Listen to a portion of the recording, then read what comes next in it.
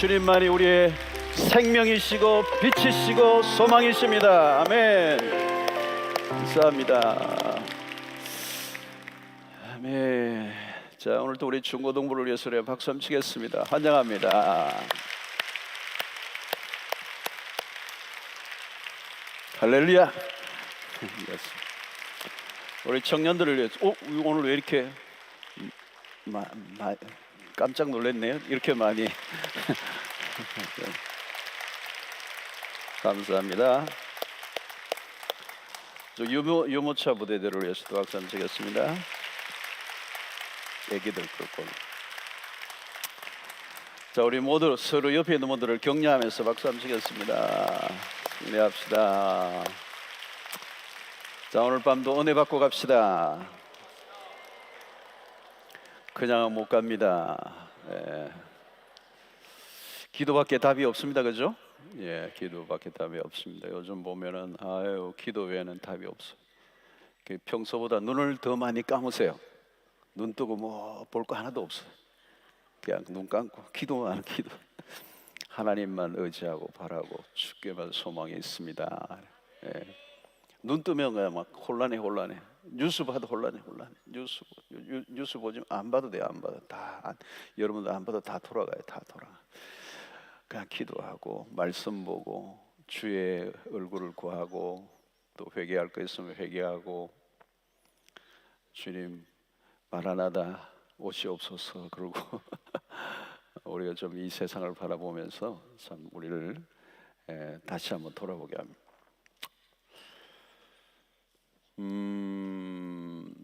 자, 우리가 영적 전쟁에 대한 얘기를 조금 이제 다루고 있습니다. 이 영적 전쟁을 잘 이해해야 돼요. 전쟁을 이해하면 신앙생활이 굉장히 많이 달라집니다. 전쟁이 있다는 것을 아는 것과 모르는 것은 굉장히 큰 차이가 있어요. 에베소서의 마지막, 이 에베소서는 교회에 대한 얘기를 많이 하는데요. 마지막 부분에 이제 이 전쟁에 대한 얘기를 하고 있는 겁니다. 이 전쟁은 사실 굉장히 심각한 거죠. 죽고 사는 문제가 달려 있기 때문에. 요즘 우크라이나에 지금 전쟁이 벌어지고 있잖아요. 무참하게. 이 전쟁이 있다는 건 뭘까요, 여러분? 적이 있다는 거잖아요. 적. 싸움의 상대가 있다는 겁니다. 우리가 영적 전쟁이다 할 때도 적이 딱 있는 거죠. 우리를 공격하는 대상이 분명히 있는 거죠. 그게 누구예요? 마귀. 이 사탄이라는 존재가 우리를 공격하기 위해서 딱 대기하고 있는 거죠. 우리에게 늘 싸움을 걸고 우리에게 계속 공격하는, 우리를 넘어뜨리게 하고 우리를 절망하게 하고 실패하게 만드는 이 실체가 있는 것입니다. 그래서 이게 이 전쟁 가운데 있다는 걸 알고 신앙생활하는 것과 그렇지 않은 사람은 큰 차이가 있는 거죠. 오늘도 여러분들이 한 주간 살면서 이게 영적 전쟁이구나, 그런 걸 경험해 보신 분들이 계실 거예요. 이게 영적 전쟁이구나. 그게 이런 거구나, 이런 거. 이게 마귀가 공격하는 거구나. 이게 나를 넘어뜨리려고 하는 거구나. 베드로전서 5장 8절을 보면은 이 베드로가 이런 얘기, 근신하라, 깨어라. 근신하고 깨어있지 않으면 알 수가 없어요. 그래서 깨어라. 너희 대적 마귀가, 대적이라는 존재가 있잖아요. 대적 마귀가 오는 사자같이 두루다니며 참길 자를 찾나니. 참길 자를 찾아 돌아다니는 거예요. 그래서 틈을 찾고 있는 것입니다. 여러분, 이 구절은 베드로가 자기 경험에서 나온 구절이에요. 자기가 깨어있지 못했을 때, 자기가 근신하지 못했을 때 마귀의 밥이 돼서 넘어지고 깨어지고 실패했던 경험이 베드로에게 많았잖아요. 겟세마네 동산에서도 깨어 기도하지 못하고 결국은 넘어지잖아요. 예수님 부인하고 도망가고 처절하게 실패를 하는 거거든요. 그 경험을 가지고 지금 이 베드로서를 기록하면서 이 대적 마귀가 삼킬 자를 찾고 있다. 자기 경험에서 나온 겁니다. 그래서 우리는 이 영적 전쟁을 잘 이해해야 되고, 또 그러면 우리가 어떤 것을 준비해야 되는가 하는 것이 이제 구체적으로 와닿게 되는 것이죠. 그래서 전쟁에 대한 인식이 분명해야 된다는 거예요. 아마 지금 이제 우크라이나에 있는 사람들은 전쟁이 벌어지고 있다는 걸 인식하니까 많은 사람들이 그 해외 그 주변의 나라에 살던 이민 갔던 사람들도 나라를 지키기 위해서 이제 막 그냥 들어오죠. 그리고 그 전쟁에 자기들이 참여하겠다. 그래서 뭐 이런 나무 같은 걸 붙잡고 이렇게 총 연습도 하고 이제 그러는. 전쟁에 대한 인식이 있기 때문에 내가 어떤 태도로 살아야 되는가 한 부분이 분명히 달라지는 거죠. 즉 죽고 사는 문제가 달려 있기 때문에 그런 것입니다. 자, 우리는 총성 없는 이 싸움터 안에 이미 있습니다. 특별히 여러분들 기도하는 자리에서도 전쟁이 벌어지죠. 기도하는 자리에서도 전쟁이 벌어집니다. 오늘 또 우리가 이 자리에 나오기까지도 전쟁이 있습니다. 어떤 분은 굉장히 치열한 전쟁을 치르고 이 자리에 오신 분이 계십니다. 예. 어떤 분은 여기까지 오는 과정에 전쟁을 치른 분도 있지만 어떤 분은 여기 앉아 있으면서 영적 전쟁을 치르실 수도 있어요. 그리고 기도하는 세계 안으로 들어가지 못하도록 마귀가 공격을 하는 것입니다. 그래서 마귀의 그 목표는 뭡니까? 은혜를 받지 못하도록 하는 것. 그리고 은혜의 공급로를 다 차단해 버리는 거예요. 우리가 은혜 받지 못하고 하나님과 가까이 가지 못하도록 그 모든 것을 그런 통로들을 막아버리는 거예요. 예. 여러분 이 자리에 나온 것도 사실은 전쟁이죠. 요즘 코로나의 이 오미크론이 온 세상을 뒤덮고 있고 뭐 50만 60만 하고 사망자도 늘어나고 뭐 지금 전쟁이 치르고 있는데 사실 이렇게 한국 교회도 이 코로나의 이 팬데믹 상황에서 큰 전쟁을 치르고 있는데 이 전염병의 문제가 아니거든요. 이 안에서 또 다른 영적 전쟁이 계속 벌어지고 있는 거예요. 예. 그래서 이 은혜의 공급로를 다 차단해 버리는 것, 또 예배를 예배드리답게 드리지 못하도록 하는 것, 얼마나 큰 공격을 이제 우리가 받고 있습니까? 특별히 여러분 은혜가 이 풍성한 곳에 상대적으로 전쟁이 심하다는 거죠. 주일날도 마찬가지. 주일날도 전쟁입니다.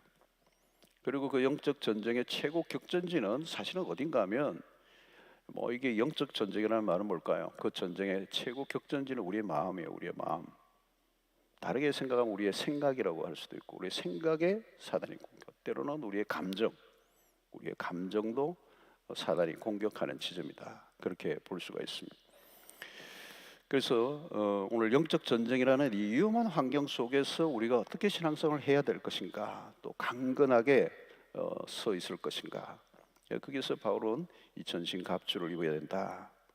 이 전신갑주를 얘기할 때 우리의 신앙의 아주 핵심적인 부분을 다 건드리고 있는 거죠.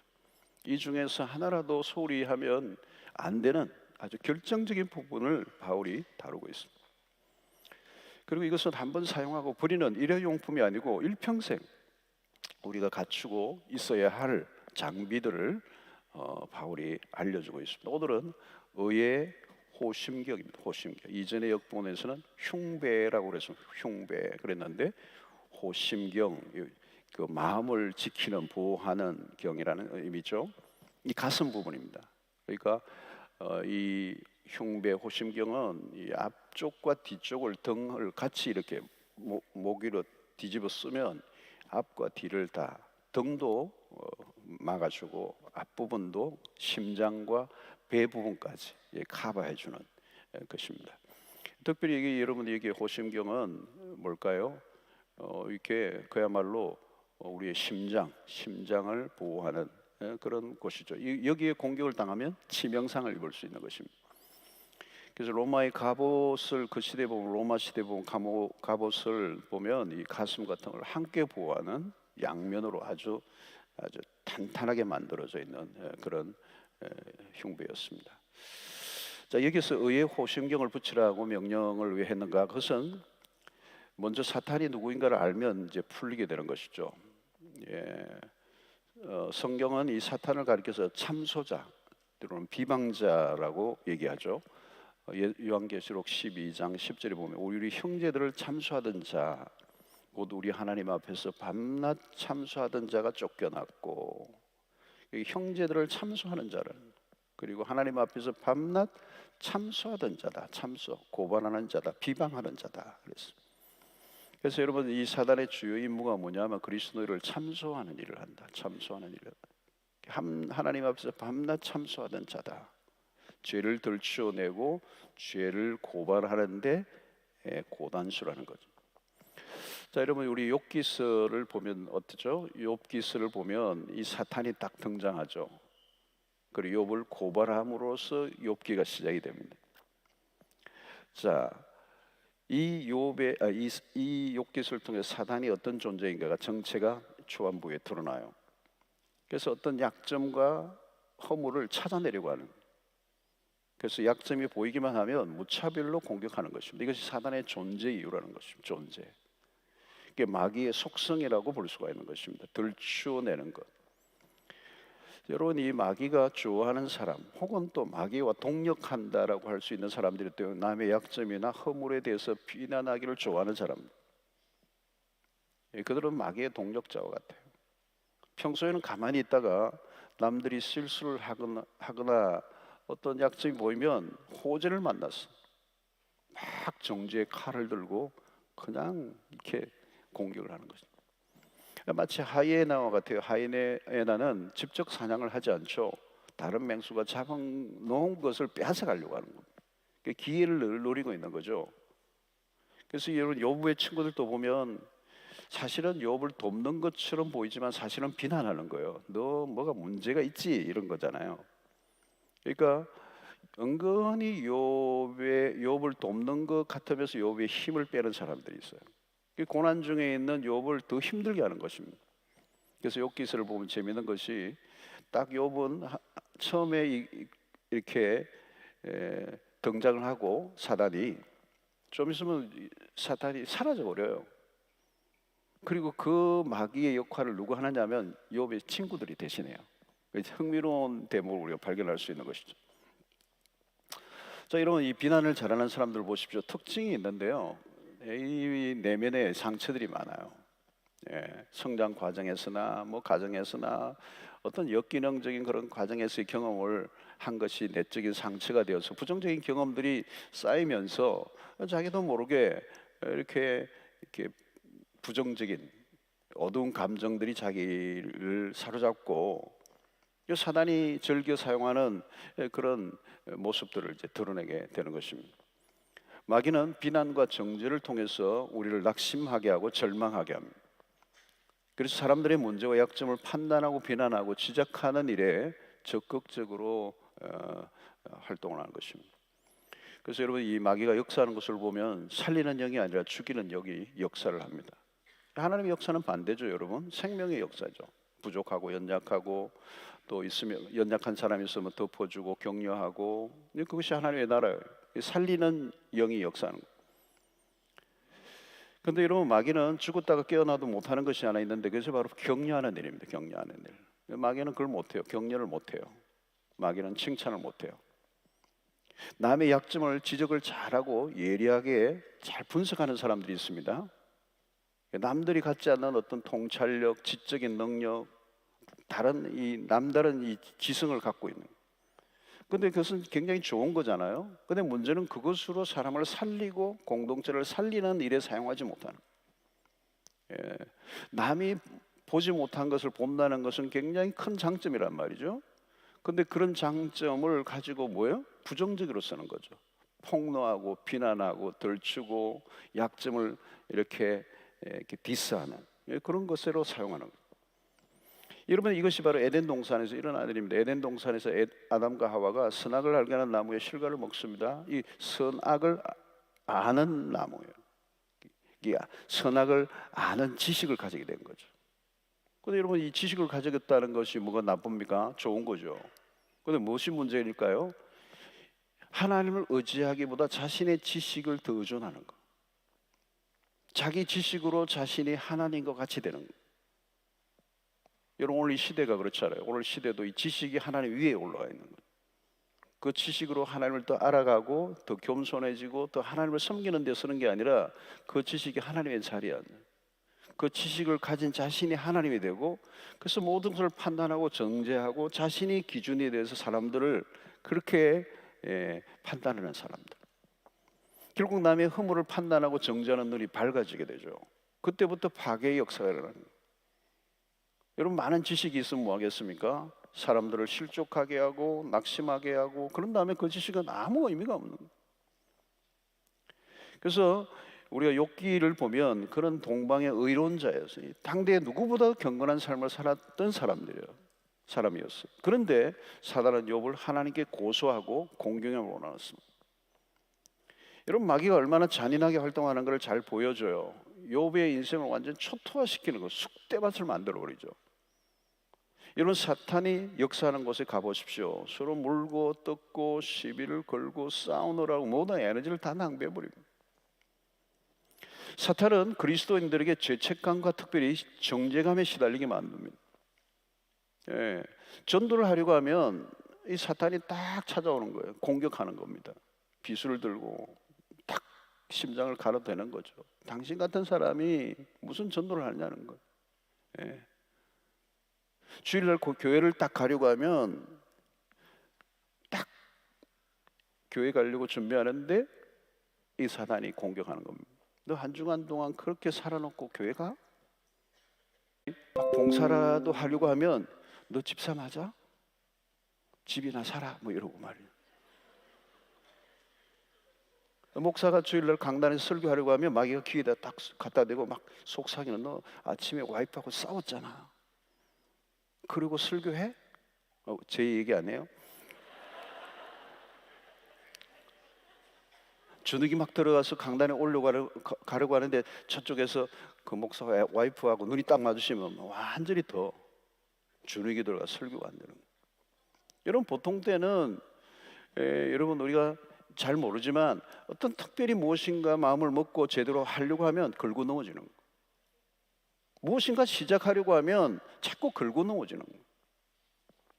사탄은 우리가 중요한 일을 목전에 두고 있을 때마다 뭘 해요? 힘 빼기 작전을 한다는 거예요. 힘을 쫙 빼는 거예요.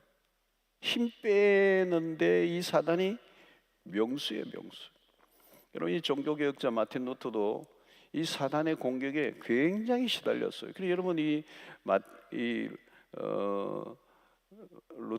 루터가 이 로마서 1장 16절 17절을 가지고 이 하나님의 의에 대한 이 부분에 대해서 꽂힐 수밖에 없었던 게 뭐냐면 이 죄책감에 시달린 거예요. 너무 많이 시달린 거예요. 날마다 고해성사하러 가고 고해성사하고 돌아서면서 가면서 또 죄가 생각나가지고 죄책감이 느껴 또 가서 죄를 고백하고, 나중에 귀찮아서 좀 그만하라. 고해성사를 받는 사제가 귀찮아가지고 좀 제발 그만하라. 너 때문에 내가 힘들다. 여러분, 종교개혁을 하는 동안에도 마찬가지예요. 종교개혁을 하기 이전에도 마틴 루터는 자신의 죄책감을 해결할 수가 없는 거예요. 그리고 종교개혁 이후에도 죄책감에, 이 정죄감에 사로잡혀서 이 종교개혁 그 일을, 그 활동을 하기 힘들 정도로 마귀가 그의 마음을 흔들어 놨어요. 여러분, 우리가 그 누구도 죄에 대해서 떳떳하다고 할 수 있는 사람은 아무도 없잖아요, 여러분. 우리의 과거도 그렇고요. 들추어내면 살아남을 자가 아무도 없어요. 우리의 죄에 관한 한. 가까운 남의 죄를 지적하면서 열을 내는 사람들이 있는데 자기의 모습을 제대로 본 적이 없어서 그렇지 사실은 제 문제 앞에 누가 큰 소리를 칠 수가 있겠어요? 우리는 머리끝부터 발끝까지 죄로 이렇게 충만해 있는 것이죠. 여러분, 이 사탄이 쏘는 비난의 화살은 의외로 날카로워요. 날카롭다는 거예요.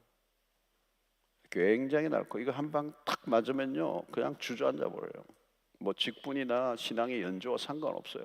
완전히 KO를 당해요. 여러분, 마귀는 우리의 연약과 실수와 넘어진 부분을 적나라하게 비추어 줍니다. 여러분, 성령과 이 마귀가 동일하게 죄를 드러내요. 성령께서도 우리의 죄를 들추어내세요. 왜 우리가 성령도 우리의 죄를 드러내시지만 성령이 하시는 일은 우리의 죄를 드러내심으로 회개하게 하고 우리를 살려내시기 위해서 드러내시는 거죠. 여러분, 강도가 칼로 찌르는 거하고 의사가 칼로 수술하는 건 다르죠, 그죠? 의사가 이 칼을 이 메스를 하고 이렇게 하는 거는 뭐예요? 치료하기 위해서 안에 있는 걸 목 드러내고 이러잖아요. 여러분, 그 치료하기 위해서 성령이 하시는 거예요. 근데 마귀는 뭐예요? 우리의 죄를 드러내고 우리를 죽이려고 하는 거예요. 정죄해서 우리를 절망하게 만들고 하나님으로부터 오히려 더 멀어지게 하고 이건 것이죠. 그러면 우리는 우리에게 찾아오는 이 죄책감은 굉장히 무서운 거예요. 우리의 죄를 노출시켜서 이 죄책감에 빠져서 절망하게 만드는. 어떤 분은 이 죄 문제를 그렇게 심각하게 생각하지 않을지도 모릅니다. 뭐 누구나 다 짓는 죄, 뭐 그게 뭐 그렇게 뭐 대단한가 이렇게 할지도 모르고 그렇지 않아요. 이 죄 문제는 아주 작은 게 아니에요. 이것만큼 우리의 인생에 근원적인 문제가 없다는 거예요. 죄 문제에 한번 걸리면 헤어나오지를 못해요. 여러분 이 역사적으로 이 고전들 대문호들 그죠? 톨스토이나 이 대문호들이 지은 책들 안에 뭐가 있어요? 이 죄 문제, 인간의 근원적인 죄 문제를 다루고 있단 말이에요. 이 죄 문제에 한번 걸려들면 그냥 죽는 거예요. 삶 자체가 정상적으로 유지가 되지 않아요. 모든 기쁨이 사라지고 절망에 늪에서 흐느적거리고 정신적 질환에 정신병이 걸리기도 하고 때로는 자신의 목숨을 내어놓기도 하고 별일이 다 일어나요. 이게 뭐예요? 여러분 그 안으로 들어가면 그게 죄 문제예요. 그 죄 문제에서 가져온 죄책감과 수치감과 정죄감에 빠지면 완전히 삶은 오그라드는 거예요. 그래서 여러분 사단이 노는 건 뭡니까? 신자들로 하여금 과거에 사로잡혀서 빠져나오지 못하게 만드는 거예요. 이 문제를 극복하지 못하면 시름시름 앓는 겁니다. 힘을 쓰지 못해요. 들어눕고 심하면 숨을 못 쉽니다. 희한해요. 마귀는 과거의 죄 문제를 우리를 꼼짝 못하게 합니다. 한번 붙들리면 계속 끌고 다니는 겁니다. 사람을 불안하게 하고 낙심하게 하고 절망에 빠뜨립니다. 우울해지게 하고 의기소침해지고 감정이 다 무너져 버립니다. 사람들 앞에 나서는 것이 어려워져요. 그냥 계속 동굴을 파는 겁니다. 그리고 어때요? 마귀는 계속 우리를 그 죄의 문제를 꼬리꼬리를 물고 우리를 어떻게 해요? 과거로 계속 끌고 가는 거예요. 과거로. 마귀는 우리를 과거의 실패와 그 허물의 파일을 다 갖고 있는 거예요. 몇 년도 몇 월 며칠 날 어디에서 무엇을 누구와 어떻게 정확하게 지적하면서 공격을 하는 거예요. 너가 이거 알지 않느냐? 파일을 갖고 있는 거예요. 마귀는 계속 검색창에서 어떤 죄를 찾아내어서 회상하게 만드는 거예요. 10년 전, 20년 전, 30년 전의 것을 생생하게 기억하게 만드는 거예요. 이 마귀는 기억을 재생시키는 일을 하는 겁니다. 그래서 정죄감에 사로잡히게 하면 그 정죄감이 자기 안에 밀고 오면 치명상을 입는 겁니다. 기쁨이 사라지고요, 얼굴이 어둡고요, 우울해지고요, 삶이 현저하게 위축되는 것입니다. 아무것도 할 수가 없어요. 그래서 사단이 쏜 화살에 이 가슴을 정통으로 맞으면 힘을 쓸 수 있는 장사가 없어요. 사역 불가능해요. 소명 불가능해요. 소명자의 삶을 살 수가 없어요. 그러니까 사탄은 우리의 급소를 알고 있다는 급소를 알고 있다. 어디를 때리면 힘들어하는가를 알고 있는, 어디를 때리면 무너지는가를 알고 있는 거예요. 지금 여러분이 영적 전쟁에서 이 장비들은 그냥 바울이 얘기하고 있는 게 아니에요. 결정타를 먹인다는 거예요. 이 급소를 때리면 우리는 완전히 무너져 버리는 거예요. 저는 실제적으로 그런 분들을 목회하면서 봤어요. 신앙생활을 오래 했는데 여기 한 방 맞으니까 그냥 완전히 나가 떨어지더라고요. 멀쩡해요. 멀쩡하게 신앙생활을 잘 해왔는데 어느 날 이 마귀가 쏜 이 화살 한 방에 그냥 심장이 꽂히니까 그냥 나가 떨어져 버리더라고요. 여러분, 마귀는 급소를 알고 있다는 거예요. 마귀는 어디를 때리면 우리가 넘어지고 어디를 때리면 우리가 헌신도 못하고 소명자로 살지 못하게 하고 우울에 빠지고 기쁨이 사라지고 낙심과 절망 속에 사는가를 잘 알고 있다는 거예요. 우리의 심장 부분이에요. 심장 부분.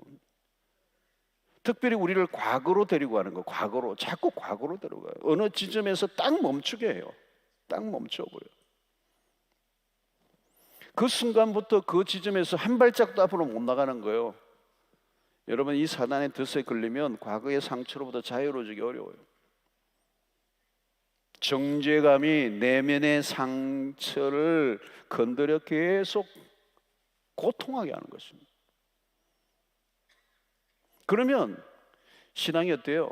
계속 침체요. 백슬라이딩이요. 뒤로 물러가는 거예요. 늘 원점으로 돌아간다는 거예요.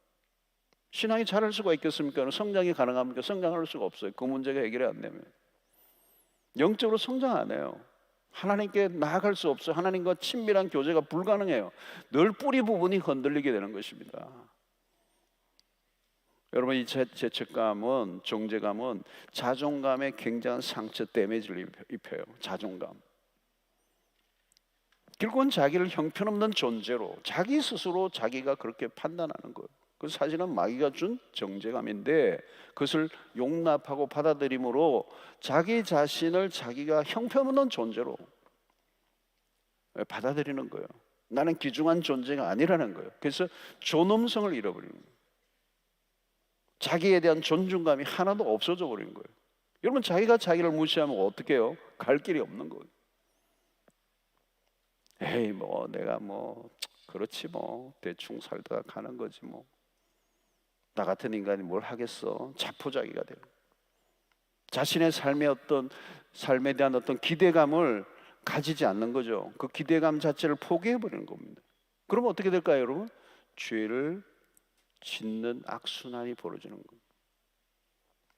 영적인 목표를 상실해 버리고, 그리고 자기 자신에 대한 어떤 기대감이 없기 때문에 자신감도 없는 거예요. 여러분, 바울은 영적 전쟁을 에베소스의 이 끝부분에 위치한 이유가 있어요, 여러분.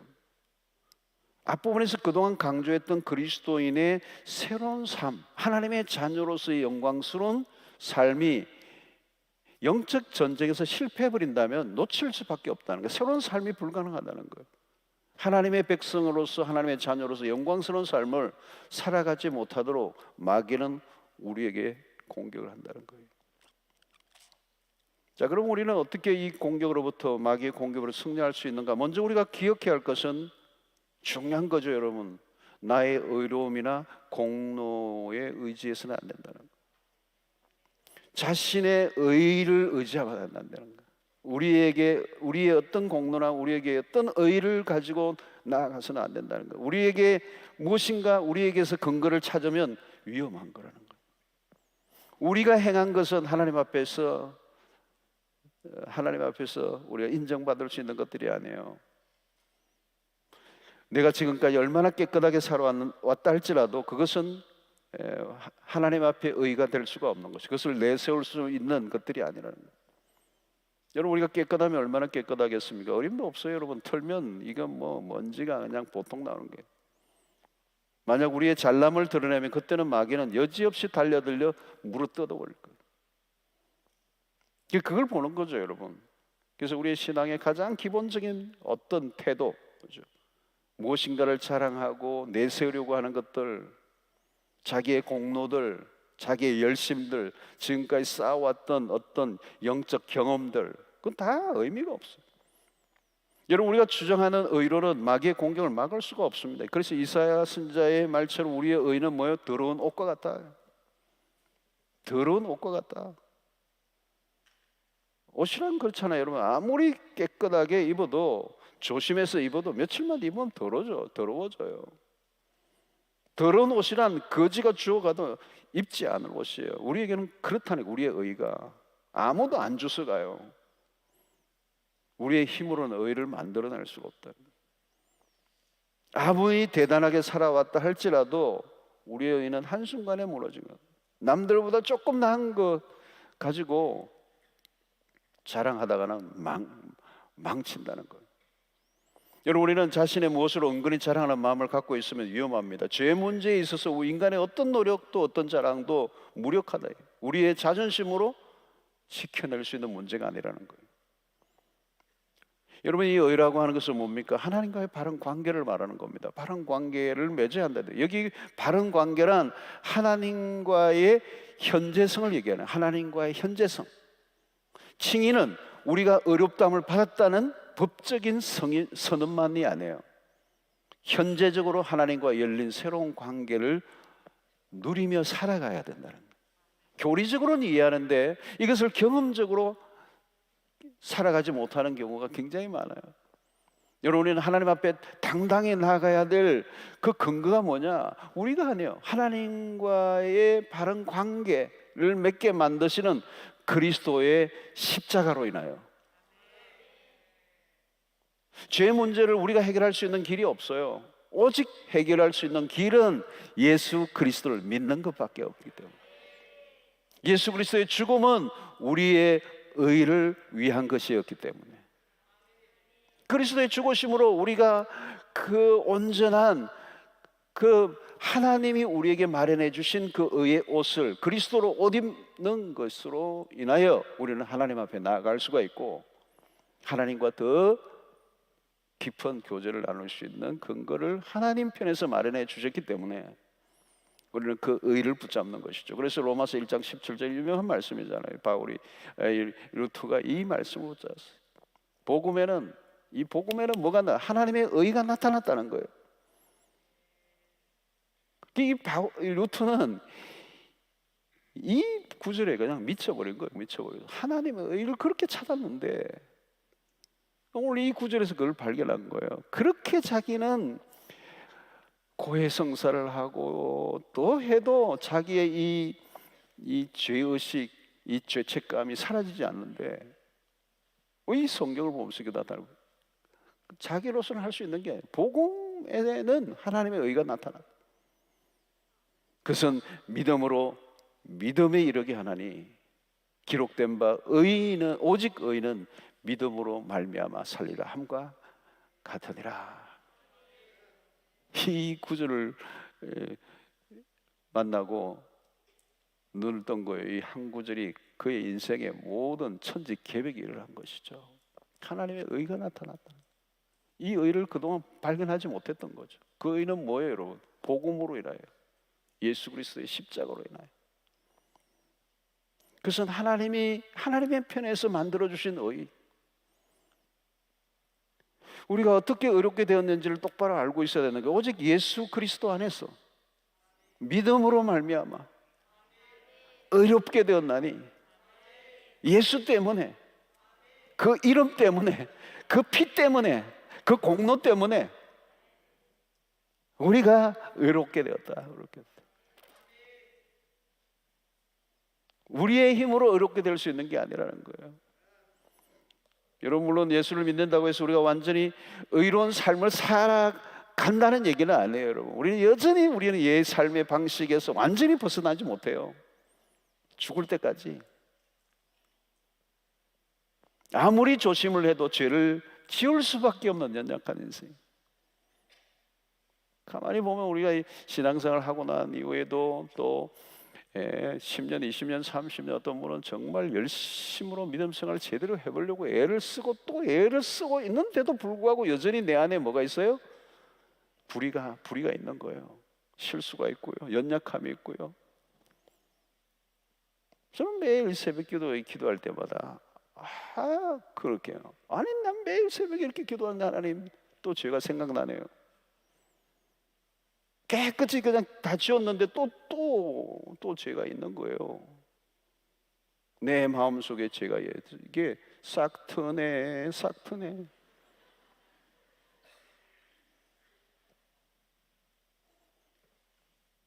그러니까 우리의 자신을 바라보면 자신이 없어요.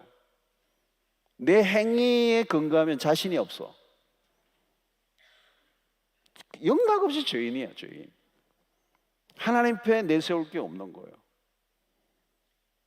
그래서 우리가 의롭게 된 것이 우리의 어떤 노력에서 눈꼽만큼이라도 있으면, 여러분, 눈꼽만큼이라도 있을까요? 없어요, 여러분. 눈꼽만큼도 없는 거예요. 오직 그리스도를 통하여 전가된 의, 우리에게 증가된 그 의로 우리는 사는 거예요. 예수를 믿고 난 이후에 더 이상 우리의 과거를 하나님 묻지 않으신다는 거죠. 핵심은 뭡니까? 로마서가 우리에게 시종일관 강조하는 복음의 핵심 내용. 복음에는 하나님의 의가 나타났다. 그 하나님의 의는 완전한 것이다. 왜냐하면 그리스도를 통하여, 그 아들을 통하여, 죽으심을 통하여 우리에게 이루어 주신 것이기 때문에 그건 완벽한 거예요. 그 옷을 우리에게 입혀 주신 거예요. 그런데 사탄이 이 놀라운 복음의 사실을 믿지 못하도록 방해한다. 우리에게 의심을 부는 거예요. 너 그래도 네 꼬라지를 알아라. 너 행색을 봐라. 너가 행동한 걸 봐라. 자꾸 우리의 연약함을 바라보게 만든다는 거예요. 그리고 과거에 지었던 어떤 죄를 자꾸 꺼집어 오게 만드는 거예요. 자꾸 그걸 검색하게 만드는 거예요. 시선을 자꾸 어디에 고정하느냐 하는 거죠. 하나님이 이루어 놓으신 것에 고정을 해야 되는데 생각보다 우리는 우리 안에 죄책감과 수치감과 정죄감이 자꾸 어떤 일들로 인하여 나의 과거의 어떤 일들에 자꾸 고정해서 거기에 시선을 자꾸 고정하게 만드는 거예요. 과거에 특별히 중대한 어떤 죄를 지었던 경험을 한 사람들은 더욱 그래요. 여러분, 하나님 앞에서 오면요, 뭐 중대한 죄를 할지라도요, 다 죄예요. 죄, 작은 죄나 큰 죄나 다 죽을 죄예요. 마귀가 집요하게 공격한다는 거예요. 죄책감으로부터의 자유를 누리지 못하게 만든다. 자꾸 의심하게 만든다. 너 그거로는 안 돼. 너 그거 그냥 넘어가려고 하지 마. 그건 용서 안 돼. 그 정도는 용서는 안 되지. 너 그거 용서해달라면 안 되지. 의심을 불어넣어줘. 여러분, 우리가 의심이 찾아오면 어떻게 해야 될까요, 여러분? 그때 우리는 그리스도의 십자가를 붙들어야 되는 것입니다. 우리가 선포해야 될 말씀이 있어요, 여러분. 정말 자유 대헌장 같은 것인데 로마서 8장 1절의 말씀이에요. 같이 한번 읽으십시오. 시작. 그러므로 이제 그리스도 예수 안에 있는 자에게는 결코 정죄함이 없나니. 결코 정죄함이 없나니. 누구에게요? 그리스도 예수 안에 있는 자에게. 다른 거 하나도 없어요, 여러분. 이제 그리스도 예수 안에 있는 자에게는, 예수 안에 있는 자는 뭐예요? 믿음에서 믿음으로, 오직 의인은 믿음으로 말미암아 살리라.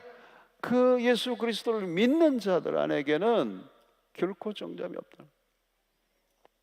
그래서 33절에는 뭐라고 얘기해요? 로마서 8장 33절에 누가 능히 하나님의 택하신 자들을 송사하리요, 누가 고발하리요?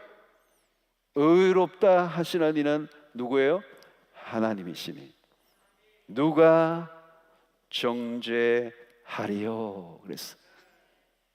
누가 정죄하리요? 이미 최종 대법원의 판결이 끝났다는 거예요. 누구도 시비를 걸 수 없어. 누구도 송사할 수 없어. 누구도 정죄할 수 없어요. 여러분, 바울이 큰 소리 치는, 왜 치는 거죠? 오직 예수 그리스도. 여러분, 우리가 무엇을 믿고 큰 소리를 치는 겁니까? 여러분, 우리는 우리 자신의 어떤 것으로 인해 큰 소리를 칠 수 있는 존재가 아니에요. 오직 예수 그리스도. 예수 그리스도의 십자가는 완전히 나의 존재 전제를 바꿔 놓았다. 아무리 지독한 죄를 할지라도 용서하신다. 내가 아무리 용서하지 못하는 죄를 지었다 할지라도 예수의 십자가는 모든 죄로부터 우리를 완전히 깨끗하게 하신다는 거예요. 더 이상 죄 문제로 고민하지 말라는 거예요. 죄책감이 시달릴 이유가 없다는 것입니다. 그래서 여기에서 뭐라고 얘기해? 주로 낚시 금지. 그래, 낚시 금지. 어떤 사람은 다 이런 말씀을 듣고 다 용서함 받았고 하나님 앞에 자유를 얻었고 다 이제 새 삶을 사는데 어느 날 또 이렇게 또 낚시를 하는 거, 옛날에 지은 죄를 더 끄집어 올리는 거예요. 딱 올라오는 거예요. 자꾸 올라오는 거예요. 사랑하는 성도 여러분, 예수 그리스도의 피 앞에서 마귀의 고발은 더 이상 힘이 없어요. 하나님이 그리스도 안에서 우리 모두를 받아주셨습니다. 하나님 우리의 무능력함이나 연약함을 모르시고 받으신 게 아니에요. 더 이상 우리의 과거의 모습, 죄된 모습을 보지 않으시겠다는 거예요. 그것이 바로 십자가가 우리에게 주는 메시지인 것입니다. 이제는 우리는 당당해야 돼요. 그 당당함이란 나로부터 온 게 아니에요. 십자가로부터 온 자신감. 십자가의 능력이 우리를 완전히 자유롭게 하신다는 거. 마귀가 아무리 열을 내고 우리를 고발해도 소용없어요. 마귀가 고발을 하면 막 우리의 죄를 막 지적하잖아요. 그러면 고발하면 그래 맞다 어쩔래. 그래서 내가 예수 믿는다. 그래서 내가 예수의 십자가를 붙잡는다. 내가 나의 삶을 자랑하는 게 아니라 나의 어려움을 내세우는 게 아니라 오늘의 예수 그리스도의 십자가를 붙들고 그 예수의 이름으로 그 마귀를, 그 공격을 물리쳐야 되는 거예요. 그래서 우리는 하나님의 완전한 용서를 믿어야 합니다. 마귀는 하나님의 용서에 한계가 있는 것처럼 속하게 해요. 다 용서하는데 그건 안 돼. 그런 거 없어요, 여러분. 용서에 한계가 없어요, 여러분. 우리는 말씀을 듣고 은혜를 받을 때는 이 말씀을 그대로 아멘 하는데, 그러나 실수하고 죄를 범하고 나면 갑자기 불안해져. 감정이 한번 무너지기 시작하면 걷잡을 수 없이 막 무너져 버려요. 그리고 수시로 그것을 끄집어내어서 죄책감에 빠지고 있다면 그것은 완전한 용서가 아니에요. 주님 우리의 죄의 파일을 완전히 소각시켜 버렸어요. 따질 근거를 가지고 계시지 않는다는 거예요. 우리는 가끔 남을 용서했다고 하지만 다 메모해놨어요. 여차하면 다시 꺼내려고. 다른 사람이 나에게 대해서 실수한 것들을 잊지 않아요. 그런데 하나님은 그렇지 않아요. 하나님은 그런 용서가 아니에요. 하나님은 완전한 용서를 해주셔요. 하나님의 용서는 너무도 큰 것입니다. 우리가 상상할 수 없는, 우리의 상상 훨씬 더 넘어선 완전한 용서. 이것은 세상에서 우리가 경험할 수 없었던 용서죠. 그러므로 여러분 우리의 신앙의 기초는 언제나 율법이 아니라 복음이어야 합니다. 우리는 복음 안에서 얻은 의로 살아가요. 사람들을 대할 때도 율법이 아니라 복음으로 대해야 돼요. 그래서 율법을 들고 다니면 다 죽어요, 여러분. 그래서 복음 안에서. 율법적인 교회도 그렇잖아요. 여러분 살벌한 곳이죠. 율법주의적인 공동체는 다른 사람이 넘어지면 은근히 즐기고 비난의 화살을 쏘고 서로 그냥 막 디스하고 마귀의 일을 대행하는 사람들이 많이 늘어나는 거예요. 무서운 눈초리로 하고 다 눈이 옆으로 찢어지고, 누가 실수를 하면 막 쾌감을 느껴. 사역에 늘어났어. 막 하고 싶은 얘기가 많아져. 여러분 실수를 해도 주눅이 들지 않게 하고 받아들이고 품어주는, 그죠? 그런 공동체들. 실수를 하면 그냥 막 공격하고 그런 것은 교회가 아니죠, 여러분. 복음이 숨쉬는 곳이 아니에요. 여러분 왜 세상이 살벌합니까? 복음이 없기 때문에요. 세상은 막 물고 늘어지고 그냥 죄를 폭로하고 작은 약점이라도 있으면 막 벌떼처럼 달려들고. 그래서 guilty, 그죠? 죄책감, 수치심, 이게 그냥 막 그걸 심어줘서 그건 뭐 생명을 끊어버리잖아요, 사람들이. 여러분 그건 못 견뎌요, 여러분. 우리가 십자가가 사실은 예수님이 온갖 수치를 다 당하신 장면이 수욕의 그리스도 십자가죠. 여러분 골고다로 올라가시는 그 모든 과정에 옷을 벗기시고 그 수모를 당하시는 그리스도, 그죠? 매달려서 이런 고통을 당하는 것도 고통이지만 수치예요, 수욕의 십자가예요. 그게 매달려서 벌거벗은 채로 매달려 있는 그리스도. 여러분 누가 그런 것을 조금 그거 반으로 경험하면요 못 살아요. 그냥 끝이에요. 그리스도가 우리의 그 죄로 인하여 수치를 당신의 십자가를 통해 다 받아들여 주신 거거든요. 여러분 마귀가 만들어 놓는 이 세상이 그런 거예요, 여러분. 수치가, 정죄감, 죄책감. 여러분 우리는 복음 안에 들어오면 그런 게 없어지는 거예요. 예, 우리를 의롭다 하시는, 우리를 새롭게 그리스도로 옷 입혀 주시는, 우리의 모든 허물을 덮어주시고 우리를 너무도 아름다운, 그죠? 그리스도의 신부로 봐주시는, 예, 하나님의 용서가 우리를 완전한 의로움으로, 의로운 삶으로 우리를 인도해 주셨기 때문에. 여러분, 인간적으로 보면 이 베드로 같은 사람은 사실은 재기할 가능성이 없었던 사람이죠. 제자로서 그 정도 실수했다면, 그 정도 반복했다면 사실 소망이 없는 거예요. 허물과 실수의 총량이 너무 많아, 베드로 같은 경우에도. 그러나 여러분, 주님은 온전한 용서를 해주시죠. 디베랴 바닷가에서. 회복의 복음이에요. 용서, 완전한 용서예요. 디베랴 바닷가에서 그 실수하고 넘어진, 더 이상 소망이 없어 보이는 그 사람을 다시 일으켜 주시는, 그리고 소명의 길로 가게 하시는 것은 완전한 용서예요. 이것이 바로, 이것이 하나님의 은혜이죠. 그래서 오늘 우리는 그 은혜의 시스템 안에서 살아가고 있는 것입니다. 은혜의 공동체. 살리는 영이 역사하시고 품어주고 덮어주고 일으켜주는,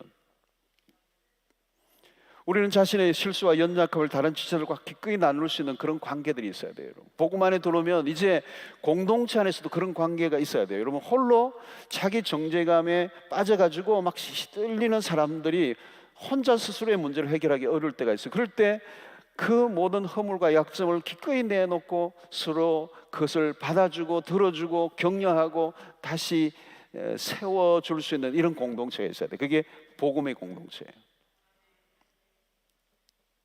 특히 교회 안에서 그런 것입니다. 여러분, 일을 잘하는 것도 좋고 좋은 결과를 내는 것도 중요하지만, 중요한 것은 우리가 연약하고 실수하고 넘어졌을 때 그것을 그 속에서 두려움에 가득 차서 자기의 실수와 연약함을 감추고 다른 사람에게 들키지 않으려고 애를 쓰는, 그래서 긴장하는 그런 공동체가 아니라, 조금이라도 약점이 나오면 정죄와 비난을 화살을 쏘는 그런 공동체가 아니라, 언제든지 그런 자기의 허물과 약점을 끄집어내 놓고 그것을 들어주고 또 격려하고 다시 일어나게 해줄 수 있는 이런 관계가 맺혀져 있어야 돼요.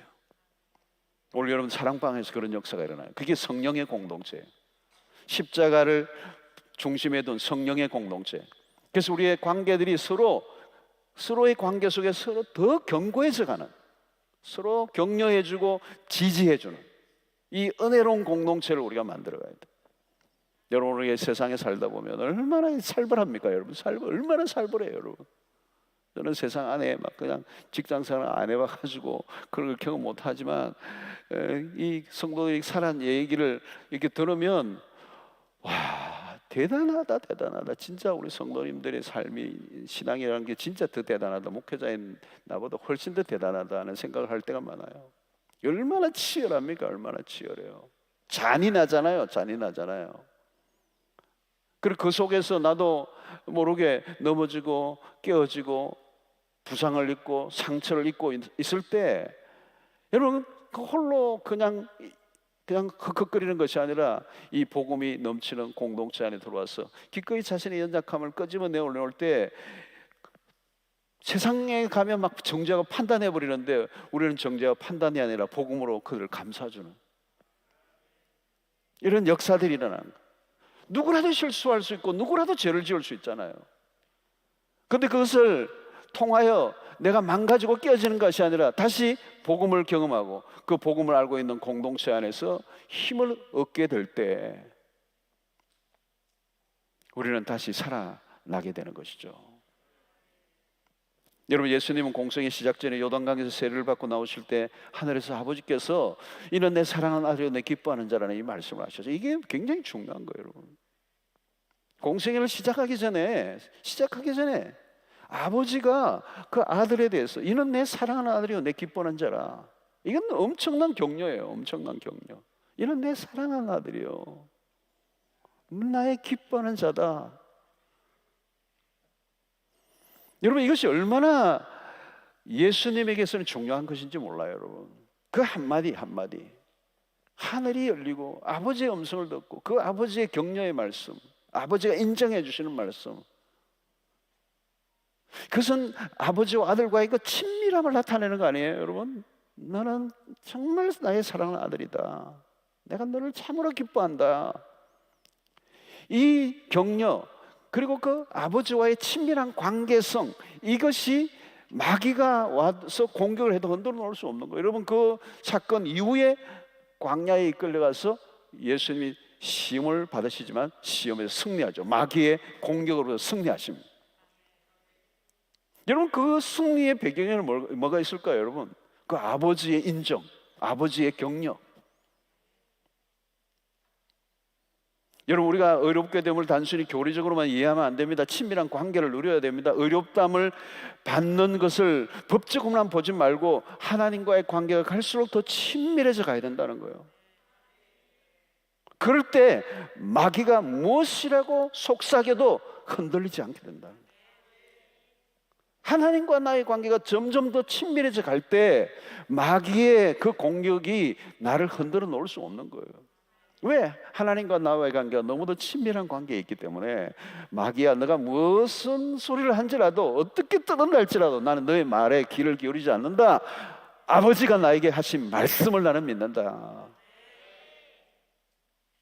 여러분, 우리가 하나님과의 관계가 소원해지고 은혜 생활이 흐릿해지면요, 그때 마귀가 공격을 하는 거예요. 너를 봐, 널 봐, 너 꼴을 보라고. 너 안 돼, 너 안 돼. 또 실수했잖아. 삼진 아웃이야. 너 그러고 살아도 돼 그냥? 하나님이 너를 사랑하실 리가 없어. 하나님이 너 같은 자를 위해서 십자가 죽으신 게 아니야. 잘 생각해 보라고. 너는 죄에 대해서 마귀는 우리를 계속 절망에 빠지게 만드는 거야. 낙심에 빠져서 허우적거리게 만드는 거예요. 하나님께 가까이 나아갈 자신감이 없어지게 만드는 거예요. 기도가 안 나오게 되는 거예요. 여러분, 기도하는데 기도가 터져 나오지 않는 거예요. 왜? 하나님과의 관계를 의심하고 있는 거예요. 마귀가 그걸 심어주니까. 죄책감에 빠져 있는 거예요. 너 안 돼. 너는 안 된다고. 여러분, 이 감정이라는 거예요. 여러분, 마귀가요, 진짜 특별히 뭐 생각, 마음 여러 가지 있는데 이 감정이라는 것을 마귀가 굉장히 잘 다루어요. 여러분들이 감정을 그냥 그 감정을 그냥 여러분들이 그냥 뭐 이게 이런 생각이 이런 감정이 들었구나 그러고 끝나면 안 돼요. 여러분, 이 감정을 이 감정이 어디로부터 온 것이지? 마귀가 준 감정일 수 있어요, 여러분. 갑자기 어떤 감정이 나에게 부정적이고 어두운 감정이 나를 사로잡고 내가 기도하지 못하게 하고 하나님 앞에 예배 나가지 못하게 하고 갑자기 내 감정이 막 뒤엉켜 버리는 거예요. 여러분, 낙심이라는 거, 이런 것들이 실망하는 거죠. 예.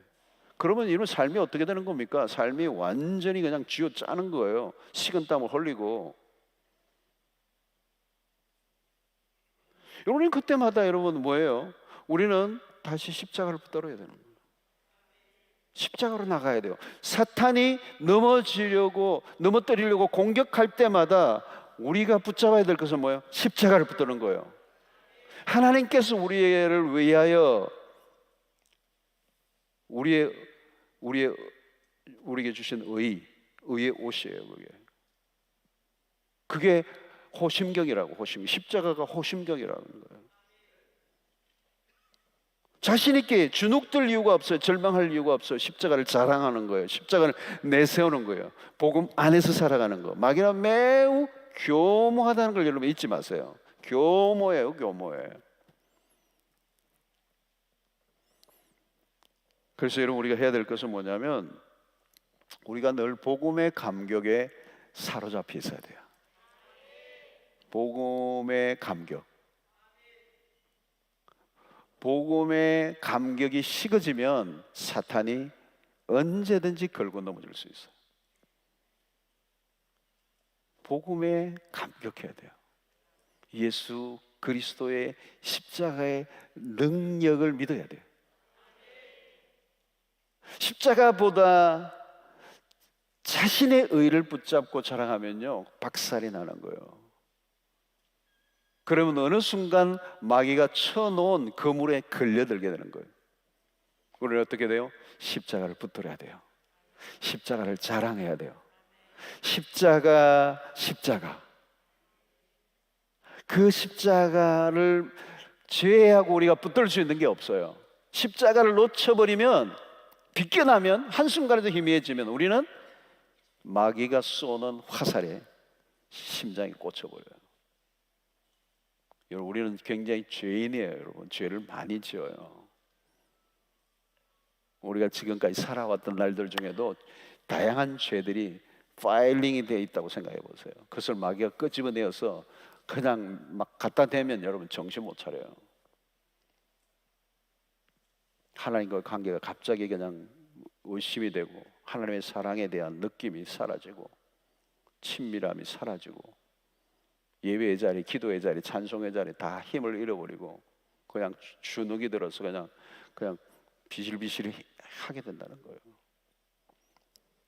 사랑하는 성도 여러분, 오늘 사탄은 지금도 성도들의 급소를 노리고 있어요. 한 방 정확하게 맞으면 나가 떨어져요. 의의 호심경을 단단히 매시기를 바랍니다. 악한 마귀가 조금도 공격하지 못하게 될 것입니다.